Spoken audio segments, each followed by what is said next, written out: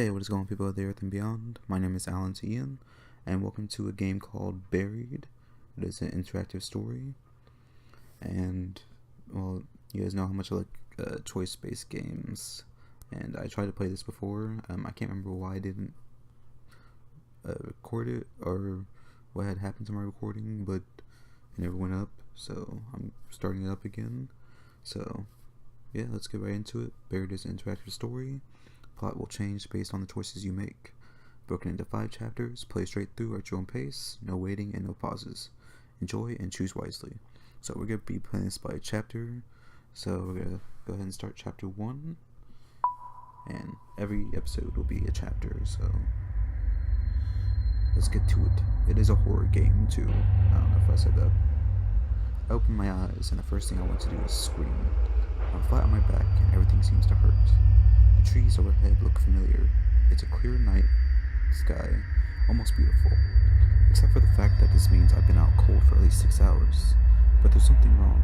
I don't remember what, but something happened, and my head, my God, my head hurts, and a ringing in my ears. Was there an accident? Can I turn down the volume a little bit? I don't want to turn the sound off.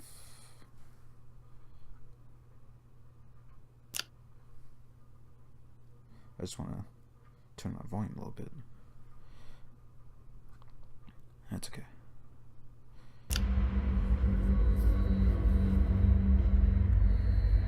My head, oh my God, my head hurts and a ringing in my ears. Was there an accident? An explosion, I think. I remember Dennis screaming, but after that, I can't remember. As I sit up, I notice that my hard hat has been thrown off. I look around the area, but it's not here. It feels strange to go anywhere without my hard hat, but I've got to find the other members of the crew. They could be in danger. If I remember correctly, the hard hat was actually pretty important. I get up on shaky legs and look around for a moment. A few nearby trees look to have been splintered and broken at the base recently. They certainly weren't like this earlier.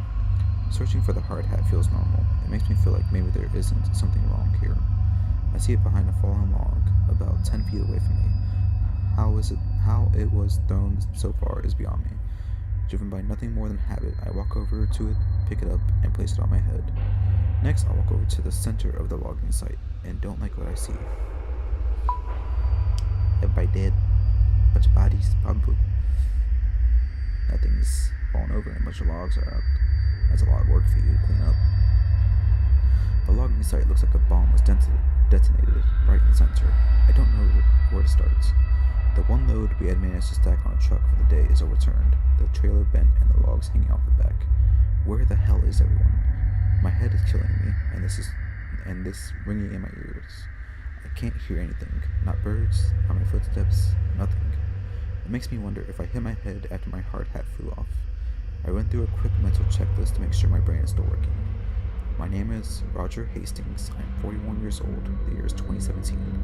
I own a small logging company, and we've been logging in this strip of Kentucky woodland for almost a month now. Okay, so my brain works. That's a relief, but it also makes me fearful because something is certainly not right here. I look around the logging site, my mind trying to figure out what has happened. Just about every piece of equipment has been overturned or tilted. Let's look at the debris. Might tell us something, right? There are bits of debris everywhere. There are fragments of the 5-gallon bucket I keep our work rags in, a loose saw chain, and an overturned gas canister. Had there been an explosion, all the fuel on the site would have started a fire. But there's no charring, no burning, nothing. I walked through the area where Dennis had been working. From the looks of it, he'd been moving slowly. He'd only taken down 4 trees today. That slacker. His metal lunchbox is open, an indicator that he had been taking an early break. But he's not here. No one is here. Where the hell is everyone? I could try to make a call on my cell phone, but its battery is already running really low. Not that it matters. The reception is crap out here. I could just yell out then. Don't want to waste the battery. Hey guys, where is everyone? Tony, Dennis, Frank, Joe. But the names fall flat among the wreckage. I get nothing back other than scaring away a few birds overhead. Might as well start walking and trying to find some answers. The highway is almost a mile back of the woods, down the gravel road we used to reach the site. Maybe the crew ran that way for help. But why would they have left me? Are they scared? Out of sorts? Maybe I can catch up to them, but with my truck turned over on its side, looks like I'll be walking. My god, I can't remember what I was doing before waking up on my back.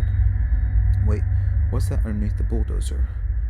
Oh my god, it's a leg. It has to be either Tony or Dennis. The dozer looks unstable, like it might roll some more. Might not be safe to get close, but at the same time, I can't just leave him there. But look, that's what I do. Hey, I yell, are you okay? Are you alive? Yeah, the guy under the freaking bulldozer is gonna be alive. Holding on to my hat, I skip over the wrecked equipment and stray logs to get closer. I can see a bit more of the leg. The jeans are soaked in blood. I recognize the work boots. It's clearly Tony. His leg has been at an impossible angle, nearly crushed flat. The closer I get, the more apparent it becomes that Tony didn't survive. Can I pull the body out? Is there a point in pulling the body out? I try to pull him out, but he's just not budging. That's when I see the blood coating the ground under him. It's thick and fresh, so dark on the dirt that it looks black. As I'm tugging, I hear something crunch, but I somehow manage to pull him out. His legs are absolutely crushed, and his stomach looks deflated. Blood is covering everything from the navel down. His face was turned to the right when he was crushed. It looks like a broken plastic mass, seeping with blood and bits of shattered skull. My god, I can't believe this. I have to turn away. That's when I hear a deafening creaking noise, and I'm bashed in the head from behind as the bulldozer shifts lower to the ground. I roll clear and end up on my back, my eyes struggling to focus. I'm a little shaken, but I'm fine. Thank God I was wearing my hard hat. See, I knew it was going to be important. I quickly get up and dust myself off. I can't stay here. I have to find Dennis, Frank, and Joe. I have to find out what happened here. Bug, go away. Go away. I'm in the middle of stuff. As I walk through the stacks of logs from the last week or so of work, everything feels frozen. This high-pitched sound in my ears, it's terrible. It keeps happening every few seconds and sounds like it's coming from far away. I can't help but wonder, is it my ears or is it something else? The silence out here is creepy, and there's a smell like the atmosphere after a bad summer storm. I might as well admit it, I'm a little scared. Everyone is missing and it's dead quiet out here. There doesn't even seem to be a breeze to rustle the leaves and branches. My right knee hurts like hell. My head was hurting so bad before that I never even noticed the pain in my knee. I must have heard it during the what? Accident? Or wait, is that Dennis? I see him sitting on the ground, motionless, about 30 feet away. Yell out. Don't want to scare him by just walking up. Dennis! I yell. Dennis, can you hear me? Dennis lets out a shout, like someone waking from a nightmare. He then looks back at me from the ground. Yeah, Roger, I hear you. He hollers back as I head over to him. Dennis is built like a wrestler and has a tough personality to match, but in this moment he looks disoriented and even a little anxious. Though I'm glad to see him, the fear on his usual confident face is alarming. What the hell happened? What's going on, he asks. Don't know. The crew's missing. It wasn't an explosion like we said already, because there would be fire all over the place. Missing, Dennis says. Where do you think they went? I'm not sure, I say, but it has me pretty freaked out. Something's not right here. Still sitting on the ground, he looks around the woods as if he's just now understanding the severity of the situation. The equipment was overturned, the dozers too, I say, shifting my hard hat and wiping my forehead. You okay? I ask him. Yeah, just shaken up. Me too. This might be the most intimate conversation Dennis and I ever had. While he and I have always been on good terms, we've never been particularly close. I've always respected him, though. Sure, he's come to work a few times looking like he'd been in a bar fight the night before. But I've always seen him to do an enthusiastic impression of a dinosaur. I've also seen him do an enthusiastic impression of a dinosaur as he played with Tony's kids while they waited for their dad to finish up his shift. It's then that it hits me. Dennis and Tony were good friends. I'm not sure I want to rattle him with the news of Tony's death right now. Not before we know what's going on, but he has a right to know. I'm going to tell him. Why would I just keep that from him? Okay, sorry about that. Yeah, telling him Tony's dead. We were up front with Dennis about Tony. Dennis's eyes fixate on me, startled. He was crushed under the dozer, I say. Dennis paused for a moment, like he was trying to understand what I said. His eyes narrow and his bottom lip quivers. "Shit," he says, and I could tell that he's fighting back tears. He and Tony had been tight, almost like brothers. "Hey," he adds quickly, as if trying to escape the reality of Tony's death. "Did you see that light?" "No," I say. "What did you see?" "I don't even know, Roger," he says. "It was like this flare of white light. It came right up out of the ground, like an explosion." "So there was an explosion," I say. "Maybe it was some equipment, or..." "This was no equipment," Dennis interrupts, agitated. "This huge ball of light came right out of the damn ground." Where did it go? Obviously it was a huge ball of light. What did it look like? It just shot up into the sky like it was... it shot up into the sky until it was out of sight. "When?" "I'm not sure," he answers, "but I had finished about 10 trees for the day, and I was about to top one. That's when it happened." "You almost done with 10 trees?" I ask. "Yeah," he says, looking at the ground. "You know, I wouldn't want to take a lunch break until I was done." And that's when the light blew up. Why? You don't believe me? I mean, we already know that he only did like 4 trees, and his lunchbox is open, so he is exaggerating a little bit, but I'm going to say I believe him. He believes Dennis's story. He saw what he saw. I think to myself, he has no reason to lie about this. My God, are you okay? "Yeah, I'm fine, but if I'm being honest, it scared me pretty bad. And if it's all the same to you, I'd like to get the hell out of here." We both stand up and start to head towards the road. It isn't until we start moving that I see Dennis is wounded. His right side is coated in blood, the red seeping through his blue work shirt. There are splatters of it here and there, but also a very large red splotch that makes me worry. "Are you in a lot of pain, bud?" "I've been better. I don't know how much longer I can stay on my feet," he says. "What happened?" I ask. "I'm not sure," Dennis replies. "I must have gotten thrown or hurt somehow from that light." It's then that I notice that strange ringing noise is still filling the air. "Hey," I say, stopping. "Do you hear that high-pitched ringing noise every once in a while?" Dennis looks scared when I ask him this question, and he just nods. "I thought it was just me," he says. He looks out of sorts and uncertain. I've never seen him look like this before. It's obvious that he's looking for some reassurance. Even though I'm his boss, there's something very unnerving about this. "We'll be okay. It's probably nothing, right?" Let's be realistic, I tell myself. I might as well try to be empathetic. Out here in the middle of these woods, the ringing could be anything. Maybe a car alarm from through the woods or something. Still, even my passive calm seems to reassure Dennis. He looks a bit calmer, more relaxed. We both start moving forward and don't say another word. "Did you try to call Frank?" Dennis asks. I know he had his cell on today. "Not yet. Luckily I still have some battery left." I pull out my cell and call Frank. Happy I didn't make that call to Dennis earlier. It rings, but he doesn't pick up. Then I hear his phone go off, behind the stack of logs. Dennis and I give each other a look. As the phone goes to voicemail, I hang up and walk behind the logs to find Frank's phone on the ground, abandoned. We look around for Frank, but find nothing, not a single trace. It's then that I notice something really odd. A 10-foot wide hole in the ground, right near where the phone was. But there's no stray piles of removed dirt or rocks. It's clean, smoothly dug, cutting into the earth, wide but only a few feet deep. It looks unnatural, like the ground was just deleted, no shovels or diggers used. Dennis walked over to it. This looks like the same kind of hole where I saw that light come from the ground. He uses to himself. I say nothing. My mind is spinning, but I don't know what to think. "We need to get out of here," Dennis mutters. At that moment, the ringing noise carries through the forest again, sending a shiver down my spine. Dennis is right. There's something strange going on, and we might not be safe here. But that ringing sound could be a clue to where the rest of the crew went. Nah, I would want to get out of there. Like, we both said, let's get the hell out of here, dude. He decided to avoid the sound. With that, we turn and start walking to the west, in the direction that I'm pretty certain leads to the road.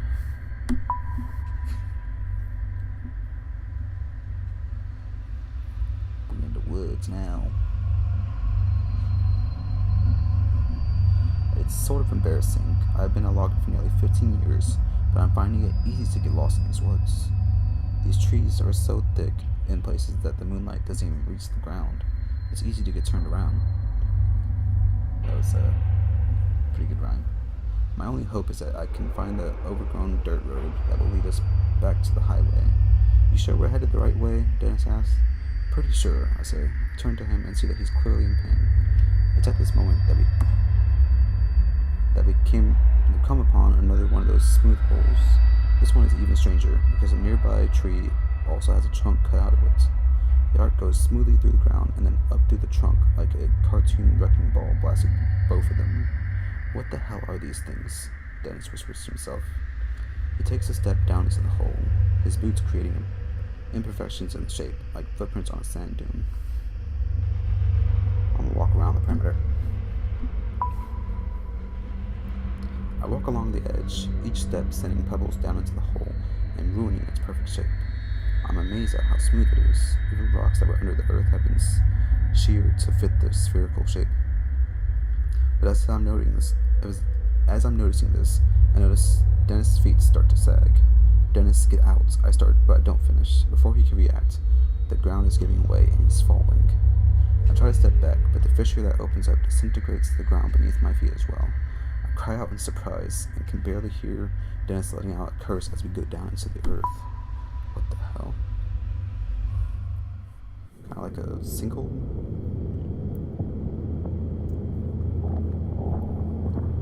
The fall isn't a long one, but when I hit something a few seconds later, it hurts like hell. The wind goes rushing out of me when I hit, and a sharp pain flies through me. What the hell, I say, once my breath is back. Besides me, Dennis is slowly rolling over to get on his feet. I look up and see the hole in the ground where we fell through. It looks to be about 10 feet over our heads. It's completely dark, but there's a small flicker of light further into the cave ahead of us, and a solid wall of rock behind us. Looks like the only ways out are further down the cave or up through the way we fell in. Dennis might be able to boost me up there, but with this injury, I'm not sure how stable he is. He might drop me. Now, head into the cave, I guess. Don't want to further aggravate his injury. Words. So let's just head into the cave. That's the only other choice. I decide we better not risking hurting ourselves trying to climb out. As we turn to head into the cave, I take a closer look at the light further ahead and realize it's artificial. We both start heading towards it instinctively. As we step into the light, panic gently gnaws at me because what I'm seeing makes absolutely no sense. It's no longer a cave. It's a long, sparsely lit corridor.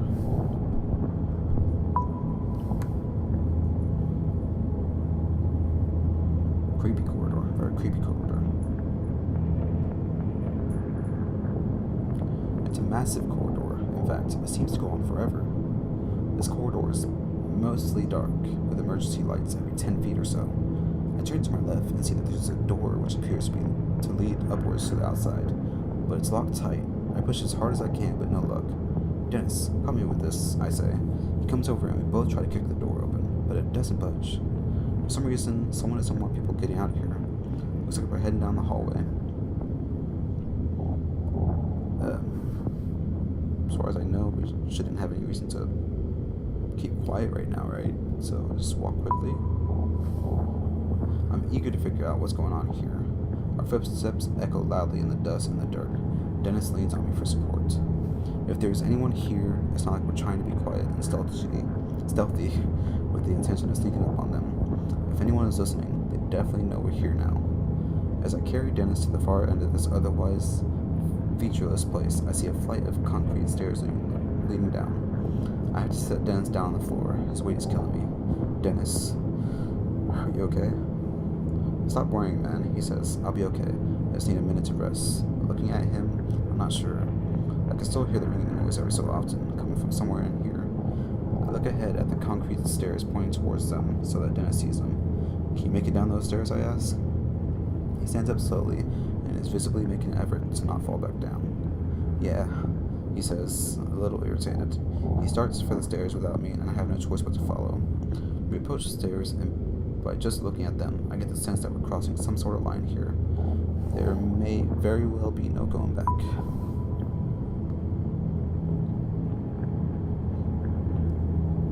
Creepy stairs, too. Ugh, no, thank you. As I head down the stairs, I notice that they look aged. That damn ringing noise is somewhere below, louder than ever.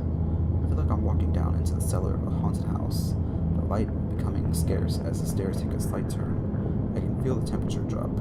Dennis makes it a few steps down before he's leaning on the wall. He's breathing like he just finished a marathon. We'll give him a break. Let's take a break, I say, putting my hand towards his shoulder to help steady him. Dennis lets out a sigh. Thanks. I don't feel too great, boss. As we both squat down on the stair, my mind seems to lock in on the unknown fate of the rest of my crew. Rick is married. I've met his wife a few times. A nice woman with a huge laugh. My heart sags a bit when I realize I might never again get to hear him belting out classic rock tunes during lunch break. Joe, well, I don't know much about him. He's 22 years old and is considering community college. His folks are deadbeats, so he has been providing for himself since the age of 16 or so. Maybe I can still find them, and still get to hear Frank singing in his deep baritone voice after a few too many drinks. After a few moments, Dennis says, "Alright, let's keep going." We both stand up, leaning on each other. I have to make Dennis stay behind me as I stick my foot out in search of the next step. I can't help feeling like a child as a very powerful fear seizes me. I'm expecting a monster to reach out of the darkness, slicing into my throat. After what feels like forever, we come to the bottom of the stairs. We're closer to that ringing noise now. The door sits securely in the wall and looks just as out of place down here as I feel. A silver of light sweeps through, illuminating the area. The door has what looks like a panel with lots of labels and lights. Small embossed print above the panel says, Level 1 Entrance Gate, Transport Sector. There's a button with no label. Push the button. Always push the button. You see a button, you push that shit. I give the button a push. One of the readings on the panel flickers to life. Outage. That's all it says, and then it goes dark. Well, never mind. The panel looks like a diagnostic or alert system of some kind, each labeled meant to communicate system status. Lockdown engaged, experiment in progress, shutdown engaged. These all appear to be off, but one of the phrases has a slow blinking red light next to it, the only powered light on this whole thing. Abnormal entity breach. What the hell?